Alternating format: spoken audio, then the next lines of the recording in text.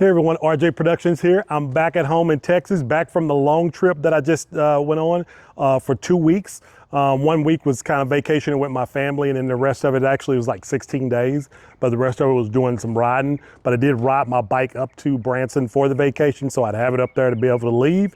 And so in total on the bike, from the time I left the house to the time I just pulled in, I put 3,746 miles on the bike just on this trip. And I mean, it was awesome. I mean, this is the longest trip that I've ever taken on the bike, or not even. This is the longest vacation I've ever taken in my life. And so, but it was awesome. I went through so many states. So started out, left Texas, obviously, and then we went up through Oklahoma, up through Arkansas, and then to Missouri. And then we stayed in Branson, I guess for almost 6 days. We stayed in Branson for a family vacation, and I parked the bike there and kind of just hung out with the family that brought the other vehicles. And then as we got ready to leave out, I believe it was that Friday that I was leaving out. And so anyway, my buddy Ray came up Thursday night, stayed up there with us so that we could leave out that Friday morning. And then from there, we headed up north. So we headed to Iowa, and then we went to South Dakota, and then we stayed in Sioux Falls. In Sioux Falls, we stayed the night, and then we went to a Harley dealership up there. We waited on our wives. Our wives flew into Sioux Falls Airport. We picked them up there on that Saturday, and then from there we rode all the way out to Rapid Cities, and where we stayed in Rapid Cities for a few days. Stayed there until Wednesday. So basically we drove all the way across South Dakota. Then we did all the rides all around Sturgis, Needles Highways, Custard, man, so many, I can't even recall them all right now. I'll probably do another follow-up video and just kind of add some context. I'm literally just rolled in. Bike has not been washed, nothing. I just literally got here. This is Sunday, June 12th, June 9th that I'm back in town. So anyway, I just got back in town, and as you guys may have seen on some of the videos, I actually ended up getting another seat.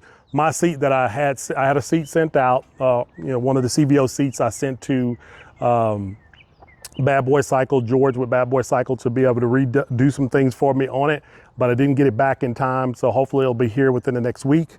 But so what I did, I went ahead and bought a seat. This is the Sundowner seat, Harley Davidson seat that I bought. The main reason that I bought the seat was because I wanted a backrest, because I didn't have a backrest on the other, the stock setup. And actually the stock seat is really bad when you first get it on the CVOs. It's really hard. It does have memory foam in it, so it's really, really hard. It just takes a long time to break in. So I know a lot of people are replacing their seat before they actually put miles, but I actually had to go out. When I first got this bike, I went on to Biker Blues and Barbecue, so I went out of town for like a little bit over a week. And when I had my stock seat on here, I probably put maybe around 3,000 miles on it, and that's when that seat started to break in, and it got really comfortable. And so I actually was pretty comfortable with my seat and was okay taking it out myself for this trip, but not having a backrest, I kind of really wanted a backrest, so that was one of the reasons why I changed it. But the other main reason I changed it is because my wife was going to be with me, and I know that seat, she's put some miles on it, but not like we did this time. And so I wanted her to be comfortable, and then I wanted a backrest, so that's why I bought this Sundowner seat. But anyway, this is a Sundowner seat that fits the new body style, so the 24s and up, and also of course on the CVOs, what they call 23 and a half, it will fit. So this is that seat. So if you guys have a 24 Road Glide, you're thinking about Street Glide, you're thinking about getting this Sundowner seat, it's actually not a bad seat. Probably took me about, I'm gonna say, maybe 1,500 to 2,000 miles to actually break this seat in. But when I did finally kind of break it in, and it wasn't that bad of a break in, not as bad as like what the stock seat was for the CVO or any previous seats. It wasn't that bad, but once you got about 1,500 miles on this seat, it really starts to form to you and fit and get really comfortable for you. But it was a pretty comfortable seat for the most part. Is it the best I've had? No. Will I keep it? Probably not, because obviously I'm getting mine made from Bad Boy Cycle. Plus I'm looking at some other seats that he's done in the past for some of the other bikes, because I love my Bad Boy Cycle that's on my 2020 Street Glide. That seat is awesome. It was awesome from the day I got it. And so I know that there's a lot better than even this, but for right now, if you guys can't find anything, this is a pretty good seat. It's not a bad seat. It does sit you up a little bit higher. It's than the stock CVO seat. It sits you up higher. So you guys know I did the Clockworks windscreen, and this is the 12-inch. And so what was happening while I was riding, more wind was actually hitting the front of my head right here on the helmet than when I had my other seat. So that's something to keep in mind. If you go to this seat, I'm 6 foot, 250. So, I mean, probably for me, if I was gonna keep this seat, I'd probably go ahead and go with the 13.5 windscreen for the Clockworks. That's what I would do so that I can make sure that wind is going over my head. What I may do we may put this on my buddy bike that has the 13.5 Clockworks and just kind of, I may ride it and see how it affects and how the winds hit and give you guys a review on that. But right now he has the stock seat on there that was redone by Georgia at Bad Boy Cycle. And that's what I'm gonna be putting on this. So just keep that in mind. I don't really I like the way this 12-inch looks so much better than the 13.5. So I really don't wanna switch to the 13.5. So I'm gonna try to keep a low profile seat on here so that I can keep this windshield and windscreen and be good. Cause before I switched to this, I was good. And it wasn't that bad, but it was just something that I noticed with the higher seat. It's probably not even maybe an inch higher than my other seat, but I noticed it. The other thing that I will show you guys on this seat, whenever you're riding, it's got this Harley Davidson right here. You can come in, Jess. It's got this Harley Davidson right here. Probably in the sacrum, that's where I feel it the most, right here on my sacrum after you've been riding for a while. So I have to kind of move and position different spots to kind of relieve that a little bit. That does help.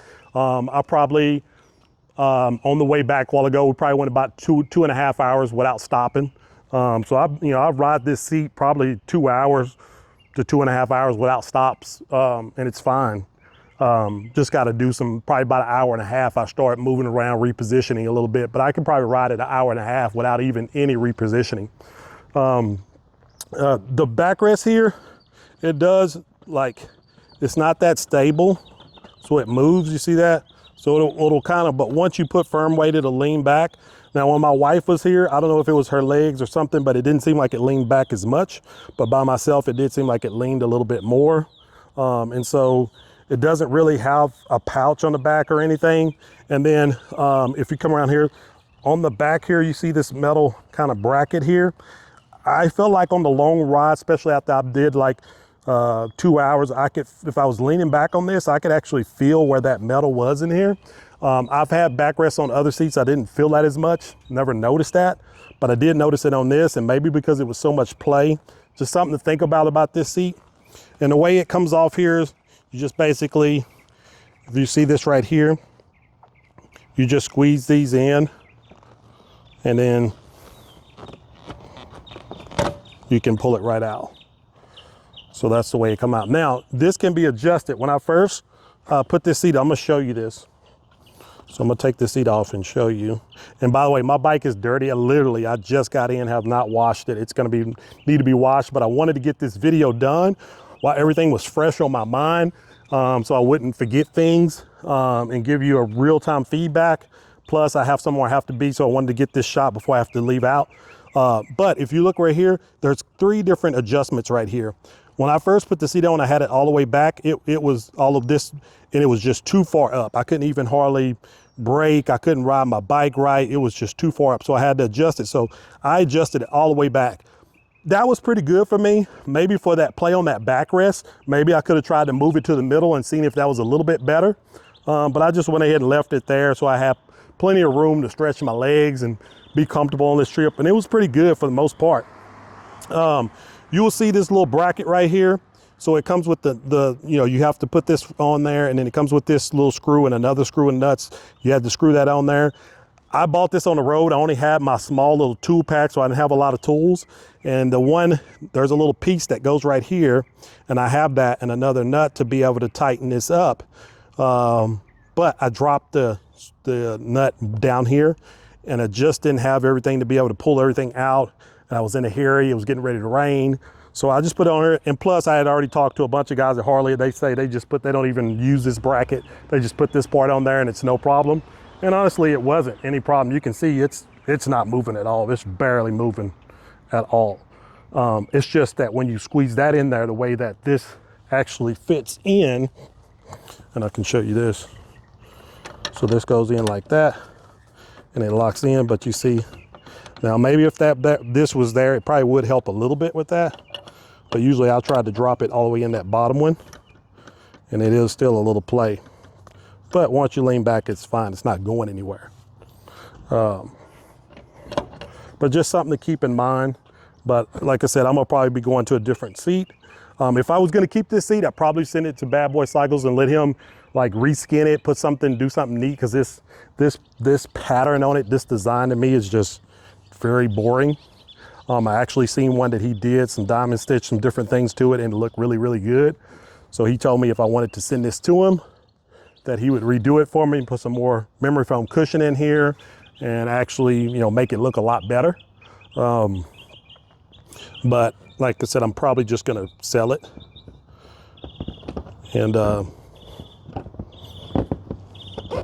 once I get my seat, I would probably say, I had a Saddleman Road sofa on my other bike, but it was extended reach, which I didn't really need, and I didn't like that, so that's why I sold that one. But it wasn't that bad, but it wasn't as comfortable as a Bad Boy Cycle, but I think it was a little better than this, from what I remember. So that's my feedback on the seat, guys. Again, if you're just looking for something, you don't want to spend too much money, I think this whole setup ended up being around $700 to be able to get the seat along with the backrest. With tax and everything, it was a little bit over $700. So not bad, whereas some seats like this can be, you know, $900 to $1,000, depending on what seat and setup you get with a backrest. But I would just say that there are others that are better.